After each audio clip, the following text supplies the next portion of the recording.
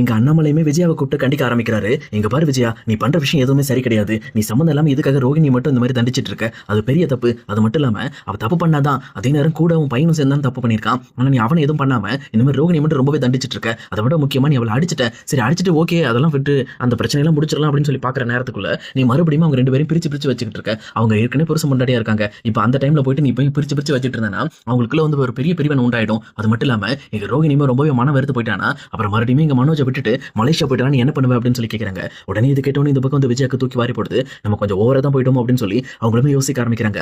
சரி என்ன பண்றது அப்படின்னு சொல்லி யோசிச்சுட்டு இருக்கப்போ எங்க அண்ணாமலையும், எங்க பாரு விஜயா, எல்லா விஷயமும் போனது போயிட்டு போட்டு இதுக்கு மேல எந்த ஒரு பிரச்சனையும் இல்லாம இதை சுமூகமா முடிக்கிறதுக்கு தான் நம்ம பார்க்கணும். நீ முதல்ல ரோகிணி கூப்பிட்டு பேசு. இதுக்கு மேல அவங்க ரெண்டு பேரும் பிரிக்கிற வேலையை வந்து யோசிக்காது அப்படின்னு சொல்லிட்டு எங்க விஜயா கிட்ட சொல்றாங்க.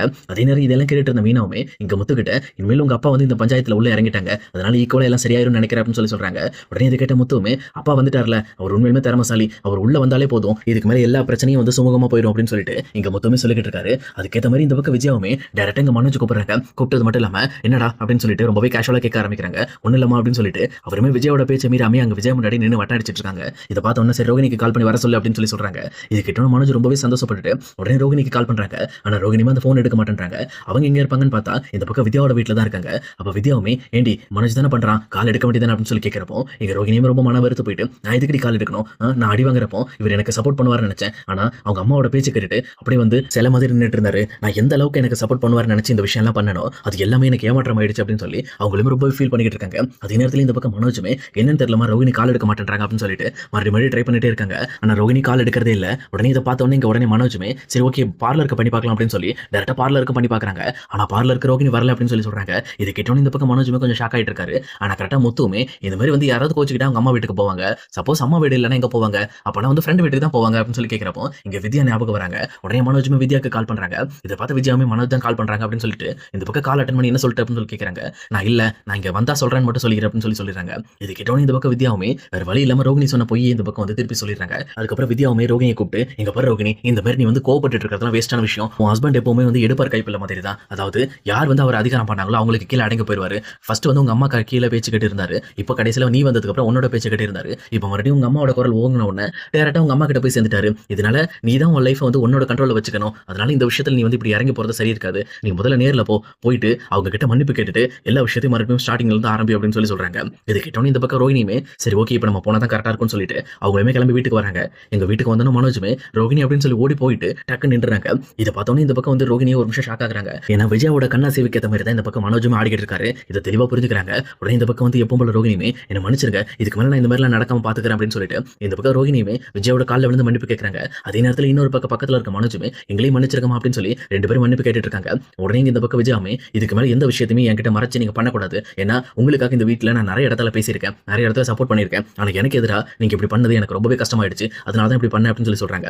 அதுக்கேற்ற மாதிரி அடுத்தபடியா இந்த பக்கம் முத்துவுமே ஓகே எல்லா பிரச்சனையும் முடிஞ்சு போச்சு, இதுக்கு மேல ஒரே ஒரு பிரச்சனை மட்டும் தான் இருக்கு, அது ஒண்ணும் இல்ல, இந்த மாதிரி வந்து நாட்டாம பஞ்சாயத்தெல்லாம் சரியா தான் சொன்னீங்க, ஆனா ஒரு திருப்பு மிஸ் ஆயிடுச்சு அப்படின்னு சொல்லிட்டு அவருமே மேல பேச ஆரம்பிக்கிறாரு. இந்த பக்கம் வந்து இவங்க பண்ண விஷயம் எல்லாம் ஓகே, நான் அதை ஒத்துக்கிறேன். சரி ஓகே, ஏதோ வந்து அவசரத்துல இந்த பணத்தை எடுத்து போட்டு கடை ஆரம்பிச்சிட்டாங்க. ஓகே, ஏன்னா இவங்களை நம்பி இந்த கடையை வச்சிருக்கிறதுக்கு எனக்கு நம்பிக்கை இல்லை. அதனால இந்த கடையை அப்பா பேருக்கு எழுதி வச்சிருக்கேன், நீங்க ஒர்க் பண்ணுங்க, ஒன்றும் பிரச்சனை இல்லை, ஆனா கடைக்கு ஓனரா அப்பா தான் இருக்கணும் அப்படின்னு சொல்லி சொல்றாங்க. இது கேட்டோன்னு இந்த பக்கம் மனோஜுமே டேய் அதை எப்படி எழுத முடியும், கடை என்னது அப்படின்னு சொல்லி கேட்கிறப்போ டேய் அந்த கடையில ரெண்டு பேரோட ஷேர் இருக்குடா, என் ஷேர் இருக்கு, ரவியோட ஷேர் இருக்கு, எங்க ஷேரை நான் உங்ககிட்ட கொடுத்து நாங்க என்ன சும்மா உட்காந்துட்டு இருக்கிறதா, உங்களெல்லாம் நம்ப முடியாது. நீங்க முதல்ல அந்த கடையோட பேரை வந்து அப்பா பேர்ல மாத்தி அப்பாக்கு கடையை வந்து ரிஜிஸ்டர் பண்ணிட்டு அப்பா தான் ஓனரா இருக்கணும், நீ வந்து அங்க ஒர்க் பண்ணிக்க, அதுல வர காசு எடுத்துட்டு போ, அது வேற கேட்டகரி. அதே மாதிரி மாசம் 50,000 ரூபாய் நீ ரெகுலரா கொடுக்குறேன்னு சொன்னதை கொடுத்துடணும். ஆனா இவ்வளவு பெரிய அமௌண்ட் போட்டு அந்த கடையை உங்ககிட்ட எங்களால ஒப்படைக்க முடியாது. ஏன்னா நீங்க எப்பவுமே நம்பிக்கை துரோகம் பண்ணிட்டு இருக்கீங்க. அதோட முக்கியமா நீங்க எப்ப நஷ்டம் பண்ணுவீங்கன்னு தெரியாது. அதனால ஒழுங்கா வந்து அந்த கடையை அப்பா பேர்ல எழுதி வைங்க, இதான் ஃபைனல் தீர்ப்பு அப்படின்னு சொல்லி சொல்லிடுறாங்க. உடனே இதை கேட்ட அண்ணாமலையுமே ஆமா முத்து சொல்றது சரிதான், ஏன்னா இதுல உன்னோட ஷேர் மட்டும் கிடையாதுரா, இந்த மாதிரி இவங்க ரெண்டு பேரோட ஷேரும் இருக்கு, அதனால கடையை என் பேருக்கு மாத்திரு, இந்த மாதிரி எல்லாம் வந்து நீ சம்பாரிச்சு என் கையில கொடுத்ததுக்கு அப்புறம் அவங்க ஷேரை கையில கொடுத்துட்டு அந்த கடையை மறுபடியும் உன் பேருக்கு மாத்தி விட்டுறேன், அது வரைக்கும் இந்த கடையோட ஓனரா நானே இருந்துக்கிறேன்னு சொல்லி இந்த பக்கம் அண்ணாமலை சொல்றாரு. இது கிட்ட முத்துமே கை தட்டிட்டு இந்த இடத்த அண்ணாமலை போய் ஹக் பண்றாரு. இன்னொரு பக்கம் இதை பார்த்துட்டு இருக்க விஜயாவுமே என்ன பேசுறதுன்னு தெரியாம திருத்தட்டு முடிச்சுட்டு இருக்காங்க. நம்ம பையனுக்காக கிடைச்ச ஒரு தொழிலுமே இப்ப அவன் கையை விட்டு போற மாதிரி இருக்கு அப்படின்னு சொல்லிட்டு அவங்களுமே டேரக்டா இந்த பக்கம் மனோஜ் ரோகிணி தனியா கூட்டிட்டு போறாங்க. அவங்க கிட்ட தனியா போயிட்டு இங்க பாரு இந்த மாதிரி அந்த கடையை எப்படியாவது முத்து வந்து எங்க வீட்டுக்கார பேர்ல எழுதுறதுக்கு ட்ரை பண்றான், இந்த மாதிரி வந்து எங்க வீட்டுக்கார பேர்ல இந்த கடை மாறிடுச்சு அப்படின்னா கண்டிப்பா உங்க ரெண்டு பேரால இங்க நீங்க சுதந்திரமா செயல்பட முடியாது, அதனால தெளிவா புரிஞ்சுக்கங்க. ஏன்னா அங்க எங்க வீட்டுக்கார பேர்ல வந்து அடுத்த செகண்டே இங்க ரவியும் சரி முத்தும் சரி கடையில வந்து பிரச்சனை பண்ண ஆரம்பிப்பாங்க. அதனாலதான் சொல்றேன் எப்படியாவது இந்த பணத்தை நம்ம ரெடி பண்ணி ஆகணும். ரோகிணி நீ முதல்ல உங்க மாமா கிட்ட பேசு, எப்படியாவது உங்க அப்பா மூலமா 30 ரூபாய் பணத்தை ஏற்பாடு பண்ணி முதல்ல அவங்க முகத்துல விட்டு எறியணும். அப்பதான் வந்து இந்த விஷயத்துல இருந்து அவங்க வெளியில போவாங்க. இல்ல அப்படின்னா அது உங்களுக்கு தான் பெரிய பிரச்சனை ஆயிட்டு இருக்கும் அப்படின்னு சொல்லி இங்க விஜயாவும் ரோகிணி கிட்ட எடுத்து சொல்லிட்டு இருக்காங்க. இதை கேட்டுட்டு இருக்க ரோகிணியும் சரி ஆண்டி அப்படின்னு சொல்லி கேட்டுட்டு இருக்காங்க. ஆனா அவங்களோட மனசுல மட்டும்தான் இந்த பக்கம் நமக்கு தான் மலேசியால ஒரு அப்பாவே கிடையாது, அவர்கிட்ட இருந்து நம்ம எப்படி பணத்தை வாங்க முடியும்னு சொல்லி பயங்கரமா திங்க் பண்ணிட்டு இருக்காங்க. சரி ஓகே நான் பாத்துக்கிறேன் ஆண்டி அப்படின்னு சொல்லிட்டு இங்க இருந்து ரோகிணியுமே டைரக்டா மறுபடியும் வித்யா வீட்டுக்கு போறாங்க. போனது மட்டும் இல்லாம வித்யா கிட்ட வித்யா இப்ப அதை விட பெரிய பிரச்சனை வந்துட்டு இருக்குடி, இப்ப இதுக்கு என்ன பண்றதுன்னு எனக்கு தெரியல அப்படின்னு சொல்லி சொல்றாங்க. என்னாச்சு என்ன பிரச்சனை அப்படின்னு சொல்லி கேட்கிறப்போ இந்த மாதிரி வந்து எல்லா பிரச்சனையும் சுமூகமாயிடுச்சு. ஆனா முத்து கடைசி நிமிஷத்துல குட்டையை குழப்பி மறுபடியுமே அந்த கடையை அண்ணாமலை பேர்ல எழுதி வைக்க சொல்றாங்க. அதாவது ஓனரா அவர் இருப்பாரா, இது மாதிரி ஒர்க் பண்றதுக்கு நாங்க கீழே இருக்கிற மாதிரி பேசிட்டு இருக்காங்க. இதுல இந்த பிரச்சனையை தீக்கணும் அப்படின்னா 30 லட்ச ரூபாய் பணத்தை இங்க முத்துக்கிட்ட கொடுக்கணும். இல்ல அப்படின்னா எங்களுக்கு தான் பிரச்சனை. ஏன்னா இப்ப விஜய் ஆண்டி வேற கண்டிப்பா அந்த பணத்தை ரெடி பண்ணி நீ கொடுக்கணும். எப்படியாவது உங்க அப்பா கிட்ட பேசு, உங்க மாமா கிட்ட பேசுன்னு சொல்லி என்ன டார்ச்சர் பண்ணிட்டு இருக்காங்க. இப்ப 30 லட்சத்தை நான் தான் ரெடி பண்ணும். இப்ப எப்படி ரெடி பண்றது அப்படின்னு சொல்லிட்டு இவங்களுமே பயங்கரமா திணற ஆரம்பிக்கிறாங்க. இதை பார்த்துட்டு இருக்கிற வித்யாவுமே அது எப்படி உன் லைஃப்ல மட்டும் இவ்வளவு பிரச்சனை, கண்ணை மூட கண்ணை திறந்தா எப்படி இருந்தாலும் பிரச்சனை வந்துகிட்டே இருக்கு அப்படின்னு சொல்லிட்டு அவங்களுமே ஷாக் ஆகுறாங்க. எனக்கு என்ன பண்றதுனே தெரியலடி, இப்ப எப்படி 30 லட்சத்தை ரெடி பண்றது, இந்த பணத்தை மட்டும் நான் ரெடி பண்ணல அப்படின்னா என்ன இன்னும் கொஞ்ச நாள் அடிச்சு துரத்துவாங்க வீட்டை விட்டு அப்படின்னு சொல்லி சொல்றாங்க. உடனே இது கேட்டவொடனே இந்த பக்கம் வித்யாவுமே ஏண்டி ஏதோ 5 லட்சம் 10 லட்சம்னா கூட ஏதோ ஒன்று ரெடி பண்ணிக்கலாம்டி, 30 லட்சம் கேட்கிறீ, 30 லட்சத்துக்கு நான் எங்க போறது, நானே இங்க படப்பட்டுக்கிட்டு இருக்கேன், 30 லட்சம் யார்கிட்ட கேட்கலாம் அப்படின்னு சொல்லிட்டு இந்த பக்கம் வித்யாவும் யோசிக்க ஆரம்பிக்கிறாங்க. பேசாம நம்ம சிட்டி கிட்ட போய் கேட்கலாமே அப்படின்னு சொல்லி சொல்றாங்க. ஏண்டி அவன் ஏற்கனவே வட்டி மேல வட்டியை போட்டு புடுங்கிட்டு இருப்பாண்டி, அவனால வந்து பிஏ தினேஷ் பிரச்சனை வர இப்பதான் கொஞ்சம் சால்வ் ஆயிருக்கு, இப்ப மறுபடியும் அவங்ககிட்ட போய் பணம் கேட்கணும் அப்படின்னு சொல்லி கேட்கிறப்போ இங்க பாரு உனக்கு பணம் வேணும்னா சிட்டி கிட்ட மட்டும் தான் நம்மளால போய் கேட்க முடியும், என்ன அவன் மட்டும் தான் உன்னை நம்பி லட்சமா தரதுக்கு தயாரா இருக்கிற ஒரே ஆள் அவன் மட்டும் தான் அப்படின்னு சொல்லி சொல்றாங்க. உடனே இது கேட்டவனுங்க ரோகிணியுமே சரி வேற வழி இல்ல நம்ம போலாம் அப்படின்னு சொல்லிட்டு அவங்களுமே டேரக்டா சிட்டி கிட்ட போறாங்க. அங்க சிட்டி கிட்ட போயிட்டு சிட்டி இந்த மாதிரி வந்து எனக்கு ஒரு முக்கியமான எமர்ஜென்சிக்காக ஒரு 30 லட்ச ரூபாய் பணம் தேவைப்படுது அப்படின்னு சொல்லி சொல்றாங்க. ஆனா சிட்டியுமே என்ன மேடம் கேட்டீங்க 30 லட்சமா, 30 லட்சம் ரூபாய் வட்டி எவ்வளவு வரும் தெரியுங்களா அப்படின்னு சொல்லி கேட்கறாங்க. உடனே ரோகிணியுமே எவ்வளவு வட்டியா இருந்தாலும் பரவாயில்ல நான் கட்டுறேன், ஆனா 30 லட்ச ரூபாய் எனக்கு பணம் வேணும் அப்படின்னு சொல்லி சொல்றாங்க. உடனே இதை கேட்ட சிட்டியுமே கவலையே படாதீங்க, ஆனா 30 லட்ச ரூபாய் என்னால சிங்கிள் பேமெண்டா தர முடியாது, இப்போதைக்கு உங்களுக்கு ஒரு 5 லட்ச ரூபாய் தரேன், திருப்பி வந்து 1 வீக் கழிச்சு மறுபடியும் வாங்கிக்கங்க கொஞ்சம் கொஞ்சமா அப்படின்னு சொல்லி சொல்றாங்க. ஆனா இது கேட்ட ரோகிணியுமே இல்ல சிட்டி எனக்கு ஒட்டுக்கா வேணும், எனக்கு ஒட்டுக்கா அந்த பணம் தேவைப்படுது அப்படின்னு சொல்லி சொல்றாங்க. என்ன மேடம் அவ்வளவு பெரிய பேமெண்ட் ஒட்டுக்கா எப்படி தர முடியும், அது மட்டும் இல்லாம வட்டி எல்லாம் ஜாஸ்தியா இருக்கு, நீங்க 5 லட்ச ரூபாய்க்கு வட்டி கரெக்டா கட்டினீங்கன்னா தான் அதுக்கப்புறம் தான் 30 லட்சத்தை தர முடியும் அப்படின்னு சொல்லி சொல்றாங்க. ஆனா இதை கேட்டோன்னே இந்த பக்கம் ரோகிணியுமே இல்ல சிட்டி எனக்கு ரொம்ப எமர்ஜென்சி அப்படின்னு சொல்லி சொல்றாங்க. ஓகே மேடம் சரி அப்பனா எனக்கு ஒரு 2 டேஸ் டைம் கொடுங்க நான் ரெடி பண்றேன் அப்படின்னு சொல்லிட்டு எங்க ரோகிணி கிளம்புனதுக்கு அப்புறம் அவருமே பிஏ தினேஷ் கால் பண்றாரு. எப்பா தினேஷ் நீ சீக்கிரம் மறுபடியும் என்ன தேடி வர வேண்டிய டைம் வந்துருச்சு, ஏன்னா ரோகிணி மறுபடியும் என்ன தேடி வந்திருக்காங்க, இதுக்கு மேல நம்மளோட பண வேட்டையை ஆரம்பிச்சிடலாம்னு நினைக்கிறேன், சீக்கிரம் என்கிட்ட வந்து சரி அப்படின்னு சொல்லி அவருமே பிஏ தினேஷ் கால் பண்ணி கட் பண்றாரு.